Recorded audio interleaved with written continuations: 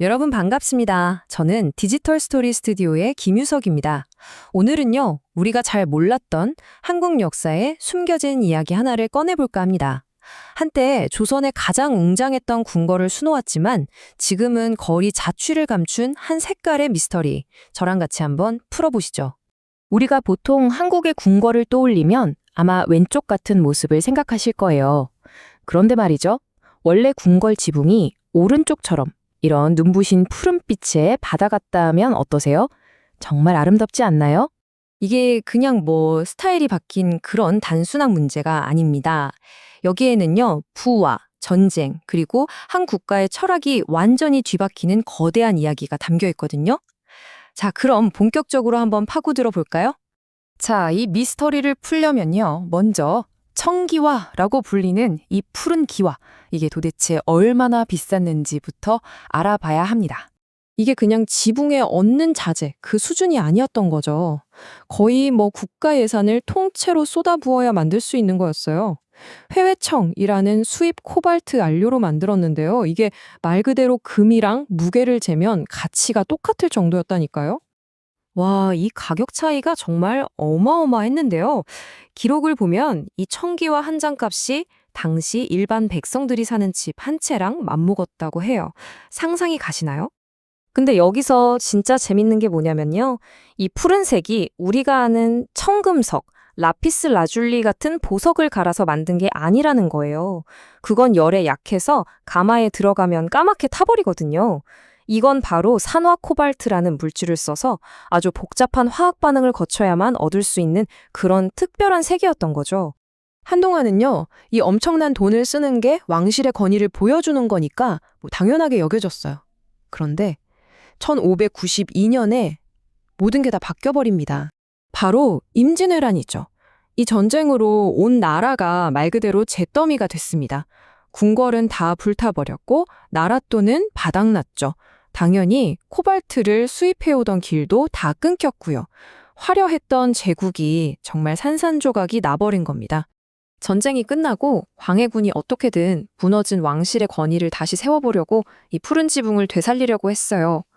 그런데 아니, 지금 백성들은 굶어 죽어가는데 무슨 사치스럽게 푸른 기와냐 하는 엄청난 비판에 부딪히게 된 거죠. 그리고 다음 왕인 인조 때가 되면서 분위기가 완전히 달라집니다. 한때는 권력의 상징이었던 이 청기화가 이제는 그건 광해군의 사치였다. 이런 식으로 부정적인 이미지를 갖게 된 거예요. 그래서 대안으로 떠오른 게 바로 이 소박한 검은 기와, 흑기와였습니다. 이게 처음에는 어쩔 수 없는 선택이었죠.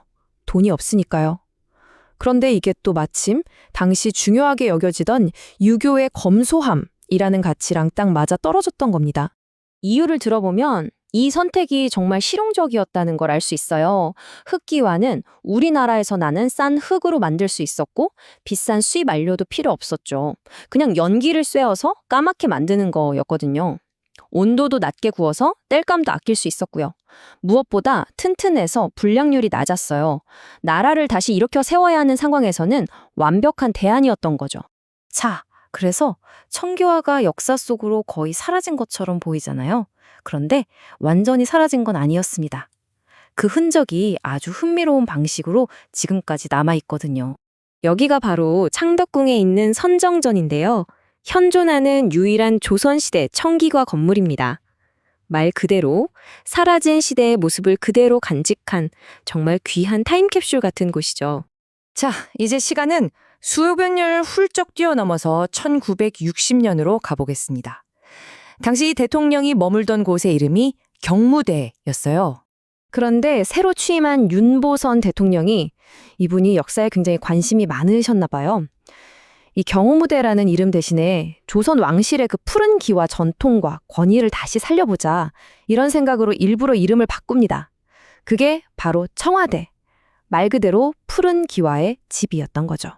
그리고 1991년에 청와대 본관을 새로 짓게 되는데요. 이때 지붕에 무려 15만 장의 청기화를 올립니다. 이게 또 그냥 기와가 아니라 100년 넘게 푸른빛을 유지할 수 있도록 특별하게 만든 현대식 청기화였어요. 이렇게 해서 블루하우스라는 이름이 현대 한국을 대표하는 상징으로 완전히 자리 잡게 된 겁니다.